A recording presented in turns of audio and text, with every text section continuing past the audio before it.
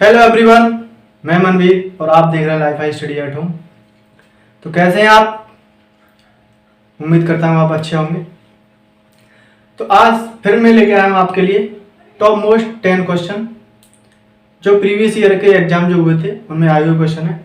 बहुत ही प्यारे क्वेश्चन है। आपसे मेरा एक क्वेश्चन है, आप कमेंट में एक बात जरूर बताना कि जो साउंड है, जो आवाज़ है, वो क्लियर है या कैसी है। क्लियर हो तो क्लियर बताना, जैसे भी हो आप कमेंट बॉक्स में बताना जरूर। शुरू करते हैं, एक एक करके करेंगे बहुत ही अच्छे तरीके से। वो वाला मेथड अपनाएंगे जिससे क्वेश्चन जल्दी से जल्दी हो सके। पहला क्वेश्चन है, एक कक्षा में 150 विद्यार्थियों को औसत भार 60 किलोग्राम है।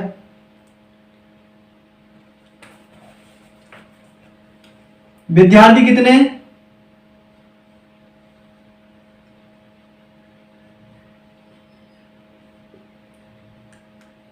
टोटल विद्यार्थी कितने? 150। 150 विद्यार्थियों को औसत भार, इनका जो औसत दिया है इनका, वो कितना दिया है? 60।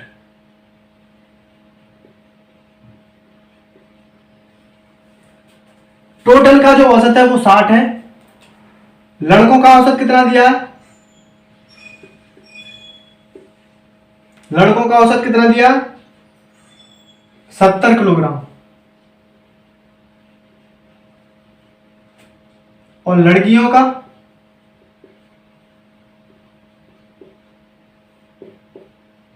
लड़कियों का दिया है 55 किलोग्राम। क्वेश्चन में पूछा है कक्षा में लड़कों की संख्या क्या है। इधर देखिए, ये 60 किलोग्राम है। टोटल विद्यार्थी कितने? 150। उनका एवरेज कितना है? 60। केवल लड़कों का एवरेज कितना है? 70 किलोग्राम। केवल लड़कियों का एवरेज कितना? 55 किलोग्राम। लड़कों की संख्या पूछी है, टोटल 150 में से लड़के कितने हैं। तो देखो, एक खुशबू आ रही है। टोटल का एवरेज दिया है, अलग अलग लड़कों और लड़कियों का भी दिया है। खुशबू आ रही है, एलिगेशन जैसी आ रही है। तो एलिगेशन लगा देंगे। कैसे लगाते हैं? एक तरफ लड़के और एक तरफ लड़कियां। एक तरफ लड़के और एक तरफ लड़कियां। लड़कों का एवरेज 70, लड़कियों का औसत 55। यही तो एलिगेशन है। और सभी का मिक्स का 60। क्या करते हैं? इनका अंतर कर लेते हैं।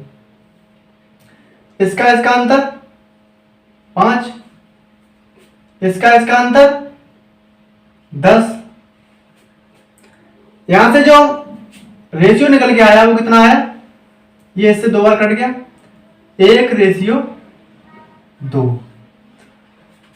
लड़कों का जो रेशियो है वो 1, मतलब लड़के 1 अनुपात में हैं और लड़कियां 2 अनुपात में हैं।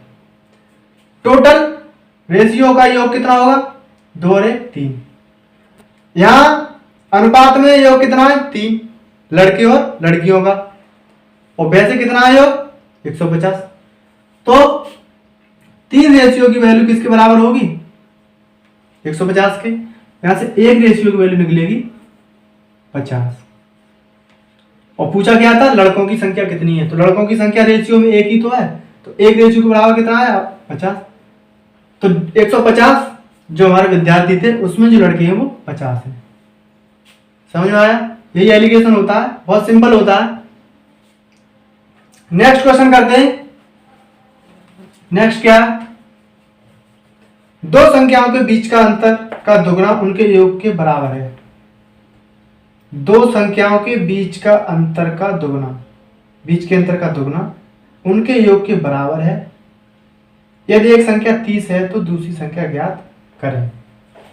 पहले इसे रफ करते हैं।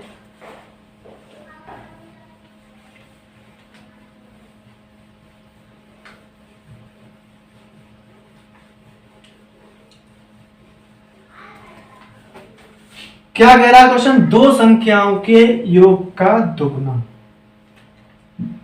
नहीं ये नहीं, दो संख्याओं के बीच के अंतर का दुगना। दो संख्याएं होंगी, कोई एक संख्या x होगी, दूसरी संख्या y होगी। तो दो संख्याओं, एक x है एक y है, उनके अंतर का दुगना। क्वेश्चन में क्या बोला है? दो संख्याओं के बीच के अंतर का दुगना उनके योग के बराबर है। किसके बराबर है? उन संख्याओं के योग के बराबर है। देखो यहां से, इनका अंतर का दुगना उसके योग के बराबर है। पूछा क्या है? यदि एक संख्या 30 है तो दूसरी संख्या ज्ञात करें। एक संख्या कितनी दी है? 30, तो दूसरी पूछिए। अब देखो यहां से सॉल्व करते हैं। क्या होगा? 2x माइनस 2y बराबर x plus y. 2x minus x बराबर y प्लस 2y। x बराबर 3y। x बटे y बराबर 3/1। कहने का मतलब x और y में जो अनुपात है वो 3 और 1 का है। तो एक संख्या 30 दी है, माना कि वो x ही थी, तो यहां x का रेशियो मान कितना है? 3 है। तो रेशियो के मान के बराबर जो एक्चुअल में वैल्यू है उसे रखेंगे। यहां से 1 यूनिट की जो वैल्यू निकलेगी वो कितनी निकली? 10 निकलेगी। तो y का रेशियो मान कितना है? 1, तो दूसरी संख्या क्या होगी? 10 हो जाएगी। समझ में नहीं आया? दोबारा देख लेते हैं। ये तो कैलकुलेशन है बिल्कुल सिंपल वाली, पक्षांतर करते हैं, चिन्ह बदल जाते हैं, जोड़ना घटाना। यहां से जो निकला x बराबर 3y, x और y को नीचे ले आए, x और y में जो अनुपात आया वो 3 और 1 का आया। तो x का मान रेशियो में 3 है और y का मान रेशियो में 1 है। तो एक संख्या जो दी थी, माना कि वो x ही थी, तो x रेशियो में 3 है और वैसे 30 है, तो 3 बराबर 30 और यहां से 1 यूनिट की वैल्यू निकली 10। अब y का रेशियो में मान 1 ही यूनिट था, तो y का जो मान होगा वो क्या होगा? 10 होगा। अगर दूसरे मेथड से आप इसे करना चाहें तो क्या लिखा था? दो संख्याओं के अंतर का दुगना उनके योग के बराबर है। अब देखो यहां से ये x प्लस वाई है और ये x माइनस वाई है। ऐसे लिख सकते हैं x प्लस वाई बटे x माइनस वाई बराबर 2/1 लिख सकते हैं। क्या किया? x माइनस वाई को x प्लस वाई के नीचे लिख दिया, और 2 और ये तो पहले से ही था, तो 2 के नीचे 1 हमने मान लिया है। देखो एक योगांतर का नियम होता है। क्या होता है कि अगर कहीं पे आप ऊपर प्लस का चिन्ह देखें x और y हो और नीचे वही टर्म हो और माइनस का चिन्ह हो, तो क्या करते हैं कि एक बार तो 2 में से हर को घटा दो। मतलब जो ऊपर अंश लिखा हुआ है उसमें से नीचे वाला घटा दो, जो निकल के आएगा, जैसे यहां क्या निकल के आएगा? 2 में से घटाया 1, तो वो x का गुणज निकल के आएगा। दूसरी कंडीशन में क्या करना है? दूसरी कंडीशन में जो हर है उसको अंश में जोड़ दो, तो 2 और 1 कितना हुआ? 3 हुआ। तो 3 जो होगा वो क्या होगा? y का गुणज। यहां से x और y के जो रेशियो मान निकलेगा वो कितना निकलेगा? 3 और 1। तो देखो यहां से 3 की वैल्यू 30, y की वैल्यू यहां से भी निकल आएगी 10। समझ में नहीं आया? एक और कर लेते हैं। अगर मैं आपके लिए कोई रेशियो दे दूं, जैसे x प्लस वाई बटे x माइनस वाई बराबर, मैंने 9/7 दे दिया, और मैं आपसे ये पूछना चाह रहा हूं कि x और y का रेशियो में मान कितना आएगा? x और y में जो रेशियो होगा वो कितना होगा? तो मैंने बताया था एक बार हर को घटाते हैं वो तो होता है x का गुणज, तो 9 में 7 घटाएंगे कितने बचेंगे? 2, तो 2x, x का गुणज लिख दिया। दूसरी कंडीशन में हर को और अंश को जोड़ते हैं, वो किसका गुणज होगा? y का गुणज होगा। तो 16/22। यहां से x और y का जो रेशियो निकलेगा कितना निकलेगा, 8:1। तो यहां से ऐसे ये रेशियो निकाल लेते हैं। आपको अगर ये मेथड सही लग रहा है तो इसे अपना लेना, ये सब करने की जरूरत नहीं होगी, तुरंत रेशियो निकालेंगे और आंसर पाएंगे। उम्मीद करता हूं समझ में आया होगा। नेक्स्ट क्वेश्चन करते हैं।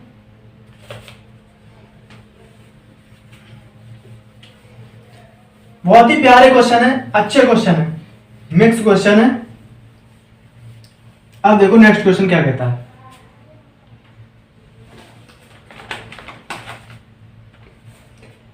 एक पेड़ प्रति वर्ष अपनी ऊंचाई का 1/8 बढ़ता है। कोई पेड़ होगा, कोई पेड़ होगा, ये प्रति वर्ष अपनी ऊंचाई का, जो इसकी हाइट है, जो इसकी हाइट है, उस हाइट का 1/8, इसकी जो टोटल हाइट होगी उसका 1/8 पर ईयर बढ़ जाता है। आगे क्या बोला, यदि आज उसकी ऊंचाई 64 सेंटीमीटर हो। ऊंचाई कितनी दी है इसकी, 64 सेंटीमीटर दी है, तो 2 वर्ष पश्चात इसकी ऊंचाई कितनी होगी। अच्छा क्वेश्चन है। देखो ऐसे क्वेश्चन में गलती हो जाती है, तो कहां पे गलती होती है, ऊंचाई कितनी दी है 64, एक साल में अपनी ऊंचाई का 1/8 बढ़ जाता है, तो 2 साल में इसकी, 2 साल में जो इसकी टोटल ऊंचाई होगी वो कितनी हो जाएगी, 2 साल में कितना बढ़ जाएगा ये। तो देखो 2 तरीके हैं मेरे पास, कैसे भी कर लो। जैसे पहला तरीका मैं क्या करने वाला हूं, ऊंचाई है 64। अच्छा ये पढ़ना जानते हैं आप, 1/8 बढ़ जाता है, प्रति वर्ष वो कितना बढ़ता है, प्रति वर्ष 1/8। कहने का मतलब अगर पेड़ है 8 सेंटीमीटर का, कितना है 8 सेंटीमीटर का, तो एक साल में वो 1 बढ़ जाता है। तो 8 से हो जाता होगा एक साल में कितना, 9। देखो 1/8 बढ़ जाता है, 8 पे 1, अगर 8 का पेड़ है तो कितना 1 बढ़ जाएगा एक साल में, तो हो कितना जाएगा 9। पहली साल में 8 से 9 हो जाएगा, दूसरी साल में भी 8 से 9 होगा, सक्सेसिव केस लगेगा यहां पे। अब देखो ये कितना हुआ 64 और ये 81। अगर पेड़ 64 सेंटीमीटर का है तो 2 साल बाद 1/8 की रफ्तार से बढ़ेगा, तो वो उसकी टोटल जो लंबाई होगी 2 साल बाद कितनी हो जाएगी, 81 सेंटीमीटर हो जाएगी। समझ में आ गया होगा, 2 साल बाद कितनी हो जाएगी 81। आपको ये गलती नहीं करनी है कि पेड़ है 64 का, एक साल में कितना बढ़ जाता है 1/8, तो 8 बढ़ जाएगा। अरे 8 से ही 8 बार कटेगा, आप कहेंगे कि एक साल में 8 बढ़ गया, तो 64 और 8 72, दूसरी साल में फिर 8 बढ़ जाएगा, 72 8 80। तो यहां पे आप एक गलती कर देंगे। करना क्या है, पहली साल में कितना बढ़ा 64 का 1/8 8, यानी कि पहली साल में वो 72 सेंटीमीटर का हो गया, दूसरी साल में फिर 72 का 1/8 बढ़ेगा, 64 का नहीं बढ़ेगा, दूसरी साल में अपनी ऊंचाई का बढ़ेगा। तो पहली साल के बाद, पहली साल के अंत में उसकी ऊंचाई 72 ही तो होगी, तो दूसरी साल में बढ़ेगा अपनी ऊंचाई का 1/8, 72 का 1/8 बढ़ेगा दूसरी ऊंचाई में, तो ये 9। तो 72 का 1/8 9, और 72 और 9 कितने होते हैं 81। तो दूसरे साल के अंत में कितना होगा 81 होगा। यहां से भी 81 आ रहा है, या फिर आप ऐसे कर लेंगे, जो आपको अच्छा लगे उससे कर लेना। क्लियर हुआ। नेक्स्ट क्वेश्चन करते हैं।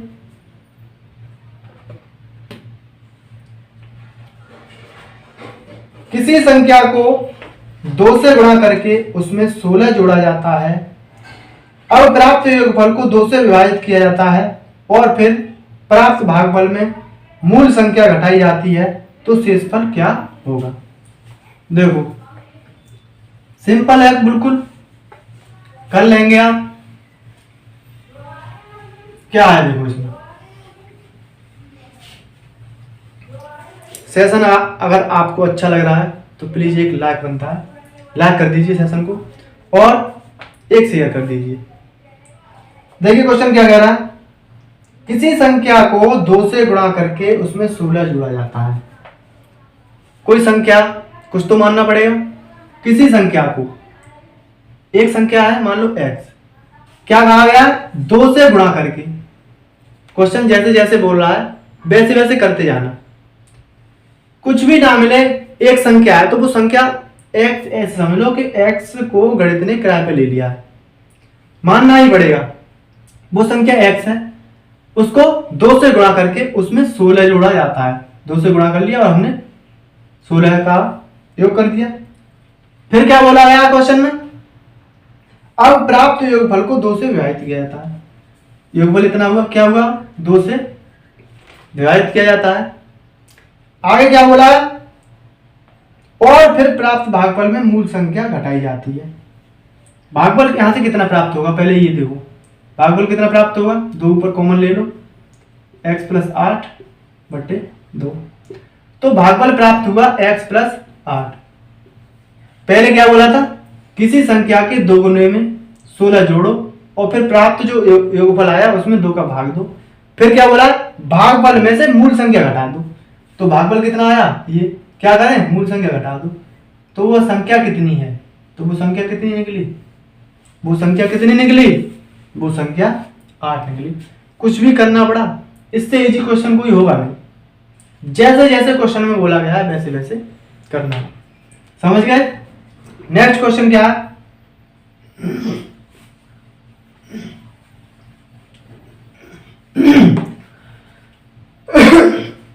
देखो नेक्स्ट क्वेश्चन, एक व्यक्ति 8600 रुपए को 5 पुत्रों, 4 पुत्रियों तथा 2 भतीजों में बांटता है। राशि कितनी है, 8600। ये रुपए है, कुल रुपए ये है कितने, 8600 रुपए। किस किस में बांटता है, पुत्र है, पुत्री है और भतीजे हैं। पुत्र, पुत्री और भतीजों में बांटता है। अब कितने पुत्र हैं, पुत्र हैं 5 पुत्र हैं। पुत्री की संख्या कितनी है, 4 और भतीजे 2। 8600 रुपए थे, उसने 5 पुत्रों, 4 पुत्रियों और 2 भतीजों में बांटे हैं। अब ये नहीं मालूम कैसे बांटे हैं, कैसे बांटे हैं। देखो आगे बढ़ते हैं क्वेश्चन को। यदि प्रत्येक पुत्री को प्रत्येक भतीजे से 4 गुना प्राप्त होता है, प्रत्येक पुत्री को भतीजे से, पुत्री को भतीजे से 4 गुना प्राप्त होता है, और तथा प्रत्येक पुत्र को भतीजे से 5 गुना प्राप्त होता है। अगर भतीजे को 1 दिया गया होगा रेशियो में मान लो, तो पहली कंडीशन में बोला गया प्रत्येक पुत्री को प्रत्येक भतीजे से 4 गुना, तो पुत्री को कितना मिल रहा होगा, इसे 1 दिया गया होगा तो पुत्री को 4 और प्रत्येक पुत्र को भतीजे से 5 गुना। इसे भतीजे को 1 मिल रहा है तो पुत्र को कितना मिल रहा होगा, 5 गुना यानी 5। यहां से रेशियो निकालते हैं तो रेशियो कितना निकलेगा, ये 25, ये 16 और ये 2। पुत्र, पुत्री और भतीजों में जो रेशियो होगा राशि का वो 25, 16, 2। आनुपातिक योग बराबर वास्तविक योग, तो 25 और 10 35 और 6 41 और 2 43। तो रेशियो में 43 की वैल्यू के बराबर क्या होगा, 8600। यहां से 1 यूनिट की जो वैल्यू निकलेगी वो निकलेगी 200। पूछा है क्वेश्चन में प्रत्येक पुत्री को कितने रुपए मिले, प्रत्येक पुत्री को कितने रुपए मिले। तो सबसे पहले तो आप ये पता करो कि टोटल पुत्री मतलब 4 पुत्रियां थी, उन 4 पुत्रियों को कितने रुपए मिले होंगे। तो रेशियो में पुत्रियों को कितना मिला, 16, तो एक रेशियो की वैल्यू 200, तो 16 बराबर 3200 हो गए। चारों पुत्रियों को रुपए कितने मिले होंगे? 3200। पूछा क्या है? प्रत्येक पुत्री को, पुत्री 4 थी, ये 4 की ये वैल्यू जो मिली है, ये जो रुपए मिले हैं वो 4 को मिले हैं। एक को निकालें तो 4 का भाग दे दो। एक पुत्री को कितने रुपए मिले होंगे? 800 रुपए। एक पुत्री को कितने रुपए मिले होंगे? 800। यहीं पे अगर बात कही जाए आपसे, अगर इसमें अगर और कुछ पूछ लेता कि आप ये बताइए प्रत्येक पुत्र को कितने रुपए मिले होंगे, तो सबसे पहले आप रेशियो मान देखो कि पुत्रों, टोटल पुत्रों को कितना रुपया मिलने वाला है। तो 25, एक यूनिट की वैल्यू 200, तो यहां से सभी पुत्रों को 5000 रुपए मिलने वाले हैं। सभी पुत्रों को 5000 रुपए मिल रहे होंगे। एक पुत्र की बात कही जा रही है, तो 5 पुत्र थे, तो यहां से एक पुत्र को जो अमाउंट मिल रहा होगा वो कितना मिल रहा होगा? 1000। उम्मीद करता हूं समझ पा रहे होंगे। समझ में आ गया तो नेक्स्ट क्वेश्चन करते हैं। देखो इसे साफ करते हैं।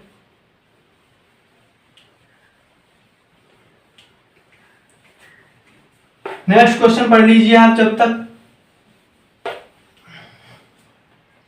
नेक्स्ट क्वेश्चन है, ये तो बहुत ही सिंपल क्वेश्चन है। क्वेश्चन दिया है ये तो कुछ देखी देखी तस्वीर लग रही है।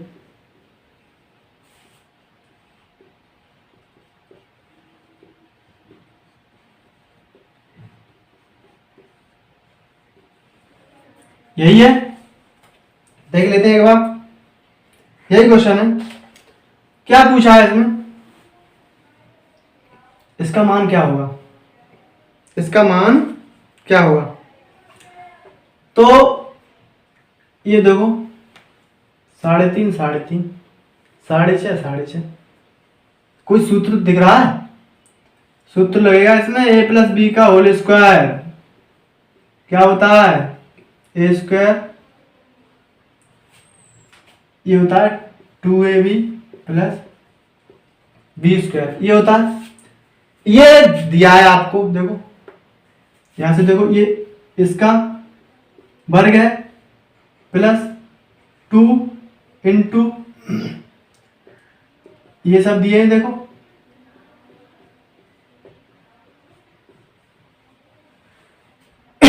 सॉरी, देखो ए की जगह ये है, बी की जगह ये है और बीच में 2ab है।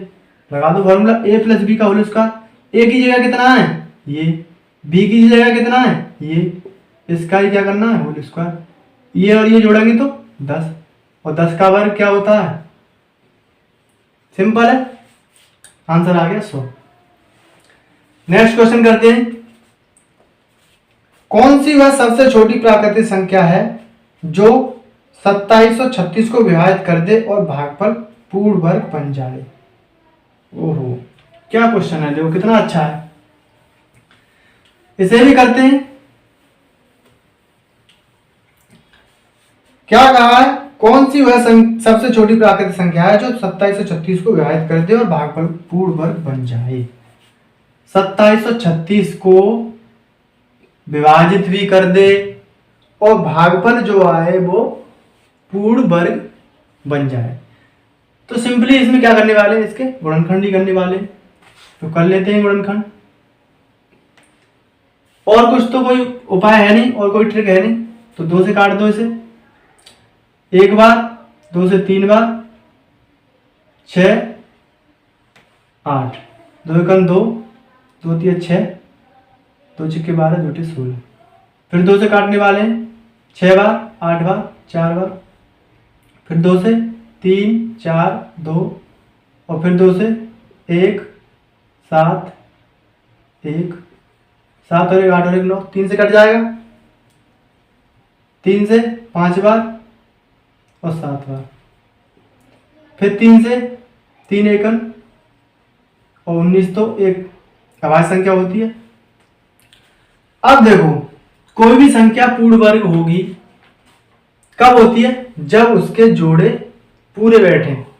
तो जोड़े गिनते हैं, देखो इसका बन गया, इसका बन गया, इसका बन गया। क्या एक जोड़े की कमी है इसमें? अरे अगर 19 भी होता तो ये पूर्णतः वर्ग होती। तो क्वेश्चन में बोला गया है वो संख्या बतानी है आपको जो इसको विभाजित कर दे और भागफल पूर्ण वर्ग बन जाए। तो इसको विभाजित करने के लिए हमें किसका भाग देना पड़ेगा? 19 का ही तो देना पड़ेगा। अगर आप इसमें 19 का भाग देंगे तो ये पूर्ण वर्ग बन जाएगी। तो आंसर कितना होने वाला है? 19। चेक करना चाहते हैं तो चेक भी कर लीजिए। तो हमें इसमें किससे भाग देना? 19 से। अगर 2736 को 19 से भाग देंगे, क्या ये पूर्ण वर्ग बन रही है? देखो इसका भागफल 19 से भाग देने पर जो भागफल आएगा क्या वो पूर्ण वर्ग बन रहा है? तो 19 से एक बार कितने बचे? 8, 83, 19 चौक 76, 7 बचे, 19 चौक 76, 144 पूर्ण वर्ग आ रहा है। नेक्स्ट क्वेश्चन करते हैं।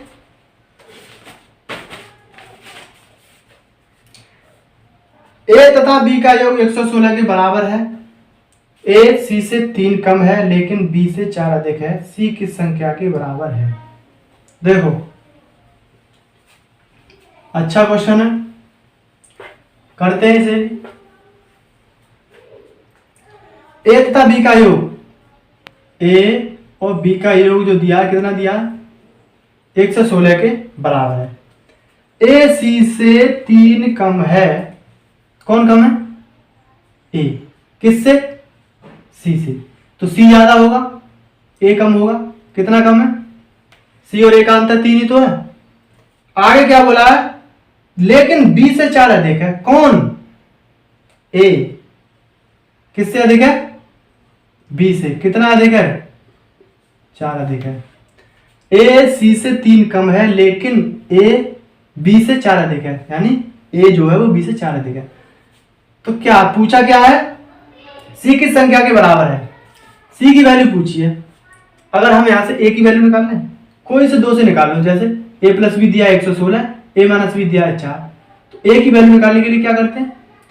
एक्स प्लस वाई बट्टे 2 कर देते हैं। डायरेक्ट करना है, इन दोनों का योग करके बट्टे 2 करना होता है। 116 और 4, 120 का आधा 60। ए की वैल्यू कितनी निकल के आ गई? 60। अच्छा ए की वैल्यू समझ में नहीं आई होगी तो ऐसे कर लो, ये दिया है 116 और ए माइनस बी बराबर दिया है 4। कैसे करते हैं? जोड़ने पर कट गए। यहाँ से 2a बराबर 120 और a बराबर 60। तो डायरेक्ट करते हैं, इनका योग करके आधा कर देते हैं। a की वैल्यू 60 है, पूछा है c का मान, तो इसमें रख दो। अगर a की जगह 60 रखेंगे, 60 उधर जाएंगे तो 3 जुड़ जाएंगे। तो c बराबर जो मान निकलेगा वो 63। 63 इज द राइट आंसर। उम्मीद करता हूं समझ आया होगा। नेक्स्ट क्वेश्चन करते हैं।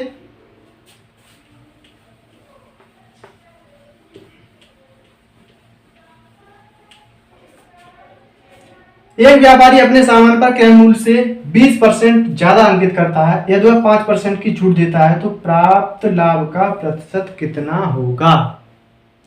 एक व्यापारी है, वो किसी वस्तु का मूल्य अंकित करता है तो 20% ज्यादा अंकित कर देता है। किससे? वो खरीद के लाया हुआ उससे। तो मान लिया,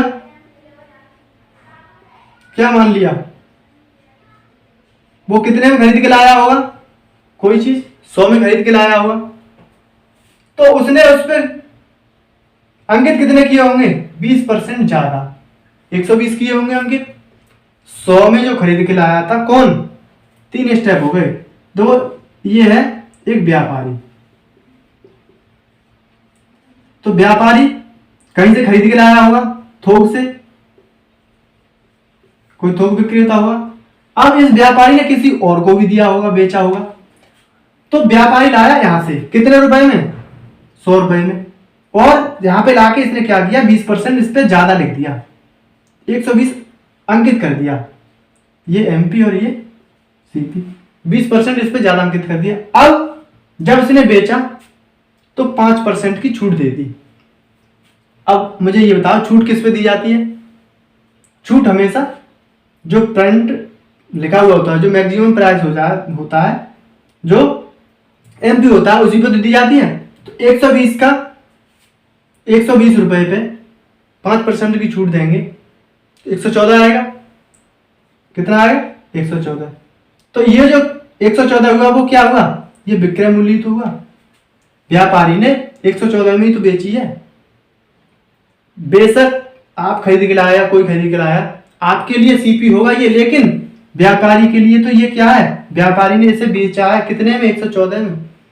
120 का 5% निकालते हैं, 120 का 5%, 5% की छूट दी है तो 95% निकालना पड़ेगा, डायरेक्ट निकल आएगा।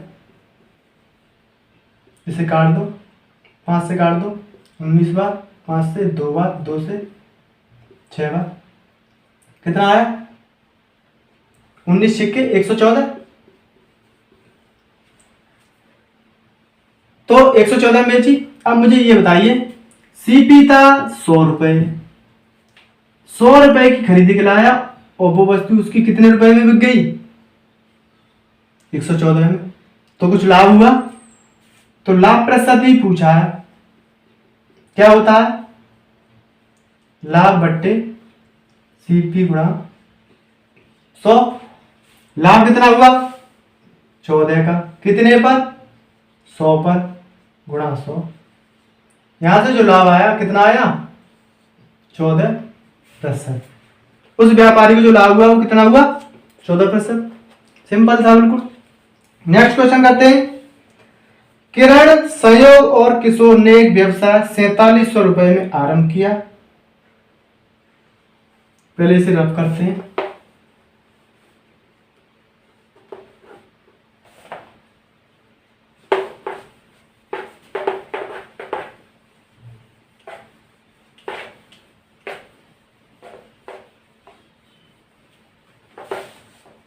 देखो नेक्स्ट क्वेश्चन। किरण, संयोग और किशोर ने एक व्यवसाय 4700 रुपए में आरंभ किया। 3 है, किरण, संयोग और किशोर। किरण, संयोग और किशोर कितने रुपए लगाए तीनों ने, 4700। किरण ने संयोग से 500 रुपए अधिक लगाए और संयोग ने किशोर से 300 रुपए अधिक लगाए। किरण ने संयोग से 500 रुपए अधिक और संयोग ने किशोर से 300 अधिक। तो सबसे पहले आपको किशोर का मानना पड़ेगा, क्योंकि किशोर के माध्यम से संयोग के पास रुपए मालूम पड़ेंगे कितने हैं, और जब संयोग के पास आ जाएंगे तो किरण ने उससे भी 500 ज्यादा लिए। तो सबसे पहले किशोर के पास मान लिया हमने x रुपए थे, तो संयोग के पास कितने हो गए होंगे, संयोग ने किशोर से 300 रुपए थे, इसके पास इतने हुए होंगे। संयोग के पास किशोर से 300 अधिक है, किशोर के पास कितने थे, x, तो इसके पास x प्लस 300। किरण के पास संयोग से 500 रुपए अधिक लगाए, तो ये कितना हो गया, संयोग के पास x प्लस 300 और 500 अधिक लगाए तो x प्लस कितने हो गए, 800 हो गए। कैसे हो गए, संयोग के पास कितने थे, इतने, किरण ने कितने लगाए, इससे 500 ज्यादा, टोटल कितने होने वाले हैं, इतने ही तो होंगे, x प्लस 800। अब टोटल कितना अमाउंट है, 4700 रुपए। इन सब का योग जो होगा वो किसके बराबर होगा, यही तो रुपए है इनके, जोड़ लो, 3x और 8 और 3 11, 1100 इधर प्लस के हैं, उधर जाएंगे माइनस के, 4700 में से 1100 घटाएंगे, कितने बचेंगे, 3600। x का जो मान निकल के आना है यहां पर कितना आएगा, 1200। अब पूछा क्या है क्वेश्चन में, यदि लाभ 1410 रुपए रहा हो तो किरण को कितना लाभ मिला।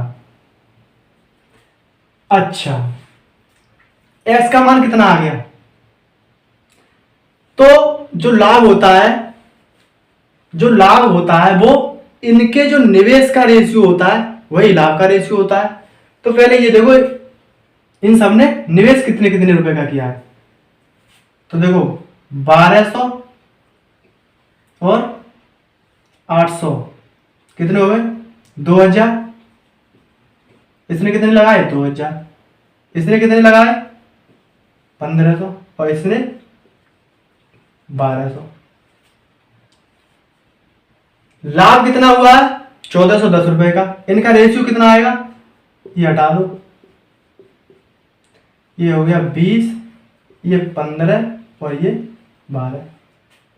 ये जो रेशियो है, इन रेशियो का योग ही किसके बराबर होगा, लाभ के।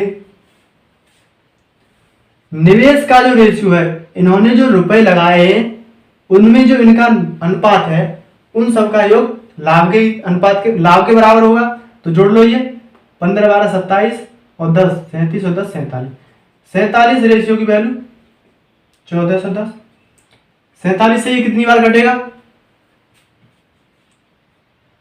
3 बार, 120 और 21। ठीक है, तो 1 यूनिट की वैल्यू यहां से निकलेगी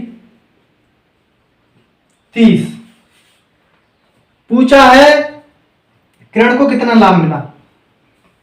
किरण का क्या था रेशियो 20, तो 30 गुणा 20 600। ये किरण का रेशियो लाभ में कितना था 20, 1 यूनिट की वैल्यू कितनी थी 30, 30 का 20 गुणा करेंगे कितना आएगा 600। किरण को जो लाभ हुआ वो कितना हुआ 600 रुपए का हुआ। उम्मीद करता हूं समझ में आ गया होगा। कुछ नहीं किया, यहां से हमने क्या किया था, पहले तो जो जो क्वेश्चन में बोला गया था वो हमने लिखा कि इसने इससे इतने अधिक, इसने इससे इतने अधिक, टोटल यहाँ पे जो वैल्यू थी और टोटल अमाउंट जितना था उसके बराबर रखा। वहां से हमने एक्स की वैल्यू निकाली। एक्स की वैल्यू निकालने के बाद हमने इनका निवेश का रेशियो निकाल लिया कि इसने 2000 रुपए लगाए थे, इसने 1500, इसने 1200। रेशियो निकला निवेश का, वही क्या हुआ लाभ का रेशियो। जिस रेशियो में उन्होंने रुपए लगाए हैं उसी रेशियो में उन्हें पैसे मिलेंगे, उसी रेशियो में उन्हें लाभ मिलेगा। तो लाभ का योग हुआ 47, वो रखा हमने लाभ के बराबर। 1 यूनिट की वैल्यू 30 और किरण की पूंजी थी इसमें, तो किरण का जो लाभ का रेशियो था वो 20 था, वहां से निकल के आ गया 600। समझ में आ गया। तो आज के लिए इतना ही। सेशन अगर आपको अच्छा लगा हो तो सेशन को लाइक कर दें और एक शेयर जरूर कर दें। चैनल पे नए हैं तो प्लीज़ सब्सक्राइब कर लीजिए और बेल आइकन को भी प्रेस कर लीजिए। फिर मिलते हैं नेक्स्ट वीडियो में। आज के लिए इतना ही। Thank you.